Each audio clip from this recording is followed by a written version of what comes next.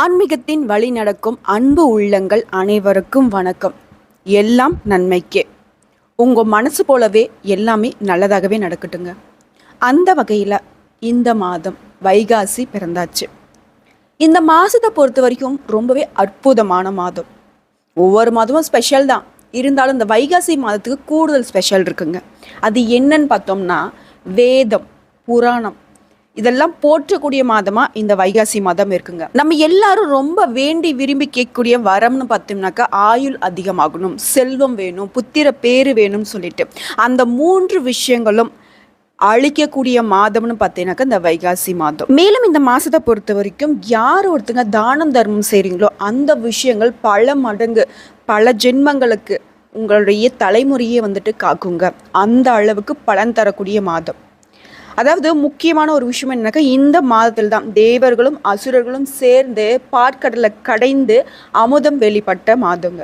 அதாவது அமிர்தம் வெளிப்பட்டது ஏகாதசி அன்னைக்கு, இறைவன் அதை காத்தது துவாதசி அன்னைக்கு, தேவர்கள் அமுதத்தை உண்டது வந்து பார்த்தீங்கன்னாக்கா திரையோதசி அன்னைக்கு. ஸோ இந்த நாட்களில் முக்கியமாக இந்த வைகாசி மாதத்தில் வரக்கூடிய பௌர்ணமி தினங்களில், வைகாசி மாதத்தில் வரக்கூடிய ஏகாதசி, துவாதசி, திரையோதசி இந்த தினங்களில் யார் ஒருத்தங்க தானம் தர்மம் செய்கிறீங்களோ அதன் காரணமாக அதீத பலன்களை நீங்கள் பெற முடியும் அப்படிங்கிறது உண்மையான விஷயம்.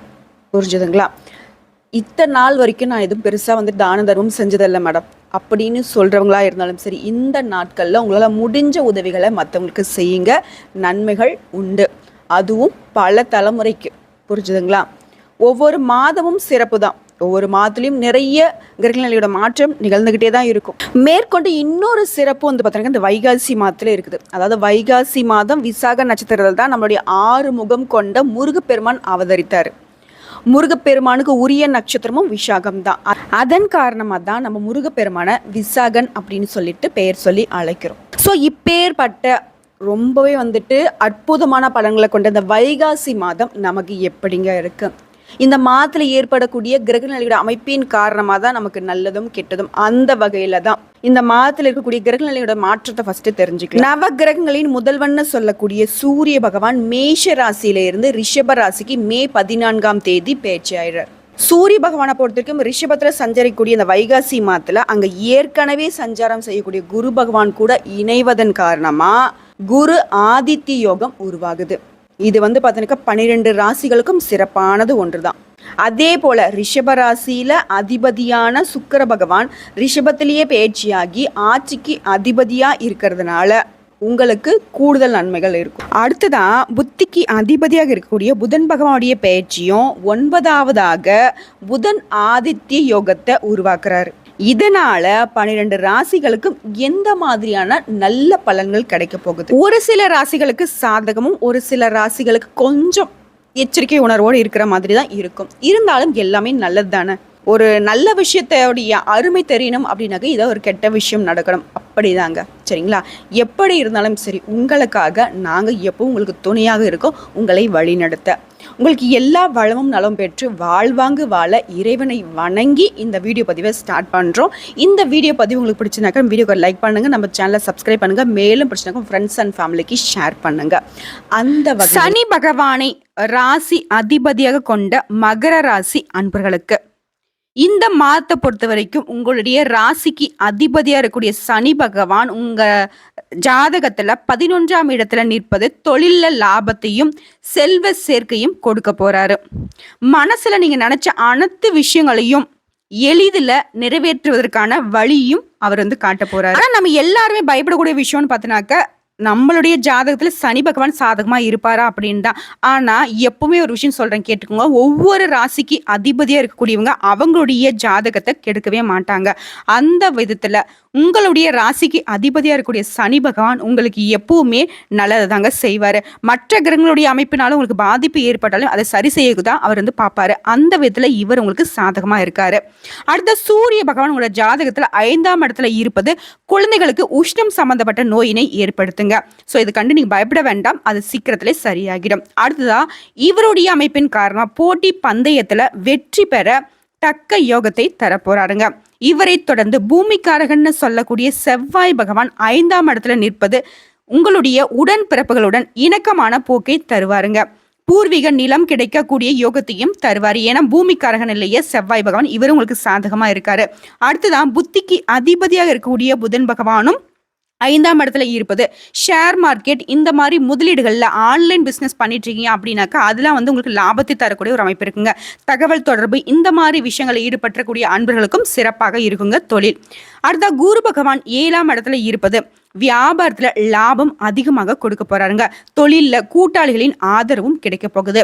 இவரை தொடர்ந்து சுக்கிர பகவான் 6ஆம் இடத்துல இருப்பது. கணவன் மனைவிக்கிடையே இருந்த பிரச்சனையை சரி செய்யக்கூடிய விதத்துல இருந்தாலும் சில சமயங்கள்ல உங்களுக்குள்ள பிரச்சனைகள் வர்றதுக்கு இவர் காரணமாகவும் இருப்பாருங்க. அது மட்டும் இல்லாம பெண்களால கஷ்டம் உண்டாகும். பொதுவா சொல்லணும்னாக்க ஆண்களா இருக்கீங்க அப்படின்னாக்கா பெண்களாலையும், பெண்களா இருக்கீங்க அப்படின்னாக்கா ஆண்களாலையும் பிரச்சனைகள் வர்றதுக்கு வாய்ப்பு இருக்கு. இதனால எதிர்பாலினத்தவர்கிட்ட கொஞ்சம் கவனமா இருங்க. ஆடம்பர செலவுகளை குறைத்துக் கொள்வது ரொம்பவே நல்லது. அடுத்ததான் ராகு பகவான், அதாவது பாம்பு கிரகம், நிழல் கிரகம்னு சொல்லக்கூடிய இந்த ராகு பகவான் 9ஆம் இடத்துல நிற்பது அப்பாவுக்கு கண்டத்தை தருங்க. நீண்ட தூர பயணத்தை தருவாரு. ஸோ அதுல கொஞ்சம் கவனமா இருங்க. அடுத்த கேது பகவான் 3ஆம் இடத்துல நிற்பது வீண் அலைச்சலையும் மனக்குழப்பத்தையும் தரப்போகுதுங்க.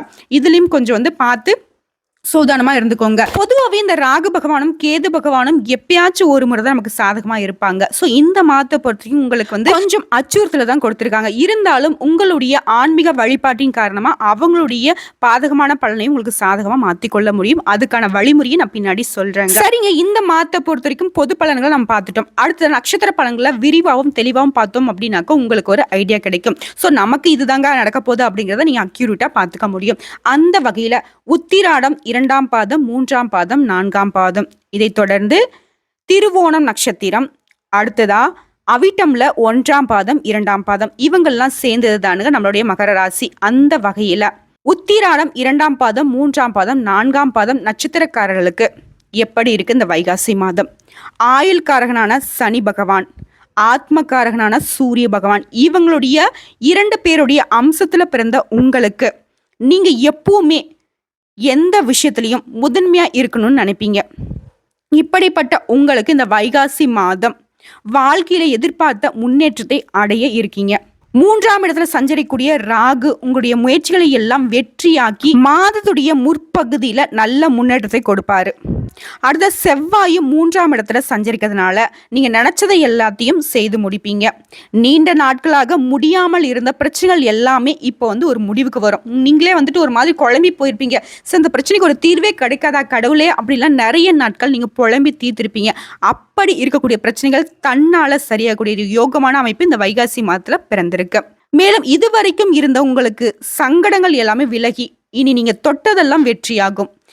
அதாவது தொட்டதெல்லாம் பொண்ணாகுன்னு சொல்லுவாங்க இல்லையா, அந்த மாதிரி இந்த நட்சத்திர அமைப்புல இருக்கக்கூடிய உங்களுக்கு நீங்க தொட்டதெல்லாம் வெற்றியை கொடுக்கும். தொழில்ல, உத்தியோகத்துல, வியாபாரத்துல எல்லாவற்றிலும் நீங்க எதிர்பார்த்ததை நிறைவேற்றிக்க போறீங்க. லாபம் அதிகரிக்கும். வேலை தேடி அலைஞ்சிக்கிட்டு இருக்கீங்களா? உங்களுக்கு எதிர்பார்த்த தகவல் வரும். நீங்க எதிர்பார்த்த வேலை நல்ல சம்பளத்தோட கிடைக்க போகுது. சிலருக்கு புதுசாக சொத்து சேர்க்கை உண்டாகும். பொன் பொருள் சேர்க்கை அதிகரிக்கும். பண வரவு இந்த மாசத்துல திருப்திகரமா இருக்குங்க. பெண்களா இருக்கீங்க அப்படின்னாக்க உங்களுடைய முயற்சிகள் எல்லாமே வெற்றியாகும். தடைகள், தடுமாற்றங்கள் என்ற நிலை மாறி தொழில்ல லாபம் அதிகரிக்க போகுது. அடுத்த அரசியல்வாதிகளை பொறுத்த வரைக்கும் நீங்க எதிர்பார்த்த முன்னேற்றம் உண்டாகும். கலைஞர்களுக்கு புதிய ஒப்பந்தங்கள் கையெழுத்தாகும். விவசாயிகளுக்கு இந்த மாதம் யோகமான மாதமா இருக்க போகுது. மாணவர்களுக்கு பொறுத்த வரைக்கும் உங்களுடைய கனவுகள் எல்லாமே பூர்த்தியாகக்கூடிய ஒரு மாதங்க. அடுத்த சந்திராஷ்டிரம் எடுத்துக்கிட்டாக்க வரக்கூடிய ஜூன் 13ஆம் தேதி இருக்கிறதுனால எங்கும் கவனம், எதிலும் கவனம், இதை மட்டும் கொஞ்சம் பார்த்துக்கோங்க. அடுத்த அதிர்ஷ்டமான நாட்கள் எடுத்துக்கிட்டாக்க வரக்கூடிய மே மாதத்துல 26, 28, ஜூன் மாதத்துல 1, 8, 10 இந்த நாட்கள்ல சுப நிகழ்ச்சிகளை செய்ய பயன்படுத்திக்கோங்க. உங்களை பொறுத்த வரைக்கும் பரிகாரம் எடுத்துக்க தினமுமே காலையில எழுந்து சூரிய பகவானை வழிபாடு செய்வதன் காரணமா நன்மைகள் அதிகரிக்கும். இத்தனை நாளா நீங்க கேட்டிருந்த ஒரு தீர்வா இந்த வைகாசி மாதம் பிறந்துடுச்சு. உங்க வாழ்க்கையில் நல்ல முன்னேற்றத்தை கொடுத்திருக்கு. இதற்கு அச்சாரமா இருக்கக்கூடிய சூரிய பகவானை வழிபாடு செய்வதன் காரணமா உங்களுடைய பிரச்சனைகள் எல்லாமே நீங்கி சந்தோஷம் நிலைக்கும் நிலைக்கும் நிலைக்கும். தவறாம இவரை வழிபாடு செய்யுங்க. அடுத்த திருவோணம் நட்சத்திரக்காரர்களுக்கு ஆயுள்காரகன்னு சொல்லக்கூடிய சனி பகவானையும் மனோகாரகனான சந்திர பகவானையும் இவங்க 2 பேருடைய அம்சத்துல பிறந்த உங்களுக்கு எந்த ஒரு செயலையும் தனித்து நின்று செய்து உங்க திறமையை காட்டி வெற்றி பெறக்கூடிய அமைப்பு உங்க பிறவியிலே இருக்கு. இப்படிப்பட்ட உங்களுக்கு இந்த வைகாசி மாதம் எப்படி இருக்கு அப்படின்னாக்க நல்ல முன்னேற்றத்தை உண்டாகக்கூடிய ஒரு மாதமா பிறந்திருக்கு. உங்களுடைய ஜாதகத்துல குரு பகவான் 5ஆம் இடத்துல சஞ்சரிப்பதுடன் அவரது பார்வையும் ராசிக்கு உண்டாவதனால 12 ஆண்டுகளுக்கு பிறகு யோக நிலையை அடைஞ்சிருக்காரு. இது வரைக்கும் உங்களுக்கு இருந்த சங்கடங்கள், நலிவுகள், பிரச்சனைகள் எல்லாமே ஒவ்வொன்றா உங்களை விட்டு விலக போகுது. உங்களுடைய செல்வாக்கு உயரப்போகுது, உங்களுடைய அந்தஸ்தெல்லாம் உயரப்போகுது. தொழிலில் இருந்த தடைகளும் பிரச்சனைகளும் இருந்த இடம் தெரியாமல் போகுதுங்க. புதுசாக தொழில் தொடங்கக்கூடிய உங்களுடைய முயற்சிகள் எல்லாமே வெற்றி கொடுக்கும். குடும்பத்தில் சுப நிகழ்ச்சிகள் நடக்க போகுது. முடியாமல் இருந்த வேலைகள் எல்லாமே முடிவுக்கு வரப்போகுதுங்க. உங்களை விட்டு விலகி போன உறவுகள் எல்லாமே இனி உங்களை தேடி வருவாங்க. உங்களுடைய அருமை பெருமைகள் தெரிந்து. அடுத்ததான் அரசியல்வாதிகளுக்கும் பொது வாழ்க்கையில ஈடுபட்டிருக்கவங்களுக்கும் புதுசா பொறுப்பு பதவிகள்லாம் வந்து சேரும். செல்வாக்கு உயரும். வேலை தேடியவர்களின் முயற்சிகள் பலித்தமாகும். திருமண வயதில் இருக்கக்கூடியவங்களுக்கு நல்ல வரன் அமையுங்க. பெண்களை பொறுத்த வரைக்கும் உங்களுடைய எதிர்பார்ப்புகள் பூர்த்தியாகும். வாழ்க்கையில நீங்க எதிர்பார்த்த முன்னேற்றங்கள் எல்லாமே அடுத்தடுத்து வரப்போகுது. பொன் பொருள் பூமி சேர்க்கையெல்லாம் உண்டாக போகுது. வாழ்க்கை துணையுடன் இத்தனை நாட்களாக இருந்த பிரச்சனைகள் எல்லாமே நீங்கி இணக்கமான சூழல் உண்டாக போகுது. உங்களுடைய பிள்ளைகளாலையும் உங்களுக்கு நன்மைகள் அதிகரிக்கும். குடும்பத்தில் இருந்த பிரச்சனைகள் விலகும். விவசாயிகளை பொறுத்த வரைக்கும் நீங்க எதிர்பார்த்த ஆதாயம் ஏற்படுங்க. மாணவர்களுக்கு சிலருக்கு வெளிநாட்டுல மேற்கல்வி பயிலும் முயற்சிகள் வெற்றியை கொடுக்கும். மேலும் இந்த மாசத்தை பொறுத்த வரைக்கும் சந்திராஷ்டம் வரக்கூடிய ஜூன் 14ஆம் தேதி இருக்கிறதுனால அந்த நாட்கள்ல கவனமா இருங்க. அடுத்த அதிர்ஷ்டமான நாட்கள் எடுத்துனாக்க மே மாதத்துல வரக்கூடிய 26, 29, ஜூன் 2, 8, 11 இந்த நாட்கள்ல சுப நிகழ்ச்சிகளை செய்ய பயன்படுத்திக்கோங்க. மேலும் உங்களை பொறுத்த வரைக்கும் பரிகாரம்னு எடுத்துட்டாக்கா தினமுமே சந்திர பகவானை வழிபாடு செய்வதன் காரணமா உங்களுடைய முயற்சிகள் எல்லாமே வெற்றியாகும். நான் முன்னாடி சொன்ன மாதிரிதான் எது தொட்டாலும் வெற்றியை கொடுக்கும். அப்படின்னா இந்த இயற்கை கடவுள்களை அதாவது சந்திர பகவானை வழிபாடு செய்வதன் காரணமா வெற்றி நிலைக்கும். நல்லதே நடக்கும், நல்லது மட்டுமே நடக்கும். அடுத்த அவிட்டம் நட்சத்திரத்துல 1ஆம் பாதம் 2ஆம் பாதம் உங்களை பொறுத்த வரைக்கும் இந்த வைகாசி மாதம் தைரியக்காரகனான செவ்வாய், ஆயுள்காரகனான சனியின் அம்சத்துல பிறந்த உங்களுக்கு எந்த ஒரு விஷயத்தையும் தைரியத்தோட செயல்பட்டு வெற்றி பெறக்கூடிய திறமை பிறவிலே இருக்கு. இப்படிப்பட்ட உங்களுக்கு இந்த வைகாசி மாதத்துல உங்களுடைய எண்ணங்கள் எல்லாமே நிறைவேறக்கூடிய ஒரு மாதமா பிறந்திருக்கு. உங்களுடைய நட்சத்திர நாதன் செவ்வாய் 3ஆம் இடத்துல சஞ்சரிப்பதனால உங்களுடைய முயற்சிகள் யாவுமே வெற்றியை தரும். அடுத்த நிழல் கிரகம் பாம்பு கிரகமான ராகு பகவானும் அங்கேயே இணைந்திருப்பதால லாபம் அதிகரிக்கும். வரவேண்டிய பணம் கைக்கு வந்து சேரும். தடைப்பட்ட வேலைகள் நடந்தேறும். வெளிநாட்டுல ஏதாவது பிசினஸ் பண்ணணும்னு முயற்சி பண்ணிட்டீங்க, இல்லை வெளிநாட்டுக்கு போய் படிக்கணும்னு முயற்சி பண்றீங்க. இப்படி எந்த ஒரு வெளிநாட்டு சம்மந்தப்பட்ட முயற்சியா இருந்தாலும் சரி வெற்றியை கொடுக்கும். தைரியமாக செயல்பட்டு நினைத்ததை சாதிக்க போறீங்க. இந்த நிலையில குரு பகவான் உங்க ராசியில 5ஆம் இடத்துல சஞ்சரிக்கிறது உங்களுக்கு அதிர்ஷ்டங்களை வழங்க இருப்பதால உங்க வாழ்க்கையில இருந்த சங்கடங்கள் விலகும்.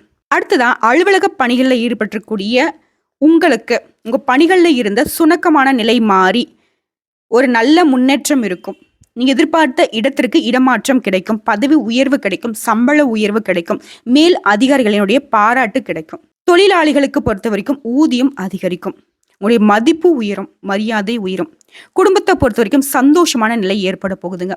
பல வழிகளிலும் பணம் வர ஆரம்பிக்கும். இதுவரைக்கும் நிறைவேறாமல் இருந்த உங்கள் முயற்சிகள் எல்லாமே இனி வெற்றியை கொடுக்கும். நீங்களே நினைச்சிருப்பீங்க என்ன பண்ணாலும் இந்த வேலை நடக்க போறதில்ல, என்னதான் செய்யறதுனே தெரியல அப்படின்ட்டு.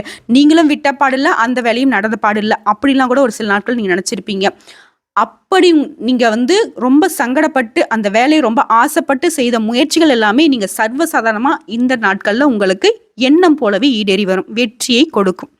அடுத்ததா பெண்களா இருக்கீங்க அப்படின்னா உங்களுடைய எதிர்பார்ப்புகள் பூர்த்தியாகும். உங்களுடைய பிள்ளைகளால தோன்றிய கவலைகள் விலகும். திருமண வயதுல இருக்கக்கூடிய அன்பர்களுக்கு நல்ல வரன் அமையும். மனசுக்கு பிடிச்ச மாதிரியான வரன்கள் அமையும். அடுத்த வேலைக்காக காத்துட்டு இருக்கீங்க, எதிர்பார்த்த தகவல் வரும், நல்ல வேலை கிடைக்கும். வெளிநாட்டு முயற்சிகள் ஆதாயம் அளிக்கும். சொத்து சேர்க்கை ஏற்படுங்க. சிலருக்கு புதுசா வீடு கட்டி குடியேறுவீங்க. புதுசா பார்த்தீங்கன்னாக்க வாகனம் வாங்குறது, பொன் பொருள் சேர்க்கையெல்லாம் உண்டுங்க. அடுத்த விவசாயிகளா இருக்கீங்க அப்படின்னாக்கா உங்களுடைய எதிர்பார்ப்புக்கு தகுந்த மாதிரி நல்ல வருமானம் அடைய போறீங்க. அரசியல்வாதிகளுக்கு உங்களுடைய எண்ணங்கள் பூர்த்தியாகும். பதவிகள் வந்து சேரும். மாணவர்களுக்கு மேற்கல்விக்காக நீங்க எடுக்கக்கூடிய முயற்சிகள் எல்லாமே வெற்றி கொடுக்கும். மேலும் உங்களை பொறுத்த வரைக்கும் அதிர்ஷ்டமான நாட்கள் எடுத்துக்கிட்டோம்னாக்க வரக்கூடிய 26, 27, ஜூன் 8, 9 இந்த நாட்கள்ல அதிர்ஷ்டமான வேலைகளை செய்ய, சுப நிகழ்ச்சிகளை செய்ய பயன்படுத்திக்கோங்க. அதிர்ஷ்டம் நிலைக்கும். சந்திராஷ்டமம் உங்களுக்கு முடிஞ்சதுங்க. அடுத்த பரிகாரம்னு எடுத்துக்கிட்டோம்னாக்கா, நீங்க நரசிம்மரை வழிபாடு செய்வதன் காரணமா சங்கடங்கள் விலகும். அட என்ன மேடம் சொல்றீங்க? பார்க்கறதுக்கு அவரு கொஞ்சம் அப்படி இருப்பாரு, கோவக்கார கடவுளு. அவர போய் வழிபாடு செய்ய சொல்றீங்க. எப்படி எப்படி எனக்கு நல்லது நடக்கும் அப்படின்னா, உங்களுக்கு இருக்கக்கூடிய பிரச்சனை என்ன? நெறைய பேர் வந்து உங்கள சுத்தி வந்து சூழ்ச்சி செஞ்சுட்டு இருக்காங்க. நெறைய கஷ்டத்த குடுத்துட்டு இருக்காங்க. இப்பவும் நீங்க வந்து பார்த்தீங்கன்னாக்கா, ரொம்ப லோவா ஃபீல் பண்றீங்க. இப்படி இருக்கக்கூடிய அமைப்புல உங்களுக்கு இருக்கக்கூடிய பிரச்சனை எல்லாத்தையும் சரி செய்யறதுக்கு நரசிம்மருடைய வழிபாடு தான் ஒரே துணை. ஒண்ணுமே இல்ல. இப்போ நம்மளே இருக்கோம். சின்ன பிள்ளையில விளையாட போயிருப்போம். நம்ம ஏஜ்ல இருக்க புள்ளைங்க நம்மள அடிச்சுட்டாங்க அப்படின்னாக்க, நம்மள அக்காவையோ, நம்ம அண்ணனையோ, இல்ல நம்ம அப்பாவையோ கூட்டிட்டு போவோம். அப்ப எப்படி கூட்டிட்டு போவோம்? தைரியமா கூட்டிட்டு போவோம்ல. அப்ப என்ன அப்பாவும் எல்லாம் நம்ம ஏஜ்லயா இருக்காங்க. அவங்க கொஞ்சம் வந்து பார்க்கறதுக்கு வந்து பிராடா ஒரு மாதிரி எப்படி பயமுறுத்துற மாரி இருப்பாங்க இல்லையா? அது நமக்கு ஒரு பெருமை தானே. அந்த மாதிரி தான். உங்களுக்கு இருக்கக்கூடிய பிரச்சனைகளை சரி செய்யணும் அப்படின்னாக்க, நரசிம்மருடைய வழிபாடு உங்களுக்கு அப்பா மாதிரி, அண்ணா மாதிரி ஒரு பலமா நிக்கும். புரியுதுங்களா இப்போ? ஸோ தினமும் காலையில நரசிம்மர வழிபாடு செஞ்சுட்டு அடுத்த வேலைகள பாருங்க. எல்லாமே நல்லதாகவே நடக்கும். நல்லது மட்டுமே நடக்கும். உங்களுக்கு எல்லாருக்கும் சொல்லக்கூடிய ஒரு விஷயம் தான், எந்தெந்த நட்சத்திரக்காரர்களுக்கு எந்தெந்த கடவுள நான் வந்து வழிபாடு செய்ய சொன்னனோ, அவருடைய ஃபோட்டோவ உங்களுடைய ஃபோன்ல வந்து சேவ் பண்ணிக்கோங்க. வால்பேப்பரா வச்சுக்கிட்டாலும் சரி, நீங்க அடிக்கடி எடுத்து பார்க்குற மாரி ஒரு அமைப்புல வச்சுக்கிட்டாலும் சரி. அதை பார்ப்பதன் காரணமா உங்களுக்கு நெறைய விஷயங்கள்ல மாற்றம் ஏற்படும். நன்மைகள் உண்டாகும். நல்லதே நடக்கும். நல்லது மட்டுமே நடக்கும்னு சொல்லிட்டு இந்த வீடியோ பதிவு இதோட முடிச்சுக்கிறேங்க. நன்றி, வணக்கம். வாழ்க வளமுடன்.